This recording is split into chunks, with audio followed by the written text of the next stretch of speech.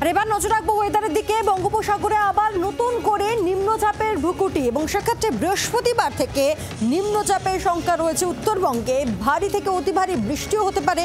দক্ষিণবঙ্গে ভারী বৃষ্টি শুরু হবে আগামীকাল থেকে। বৃহস্পতিবার নিম্নচাপের বৃষ্টি হবে দক্ষিণবঙ্গে। 24 ও 25 জুলাই ভারী থেকে অতি ভারী বৃষ্টি। দক্ষিণবঙ্গে ভারী বৃষ্টি চলবে 26 তারিখ অবধি। 24 জুলাই বৃহস্পতিবার বঙ্গোপসাগরে আবারও দানা বাঁধতে চলেছে নিম্নচাপ।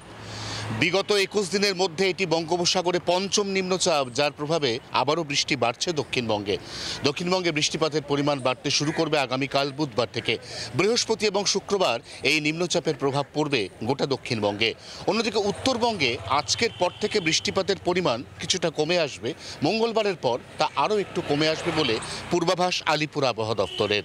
নিম্নচাপের জেরে উত্তাল হবে সমুদ্র, ঢেউয়ের উচ্চতা বাড়বে, জলস্ফীতি ঘটতে পারে বিভিন্ন নিচু এলাকায়।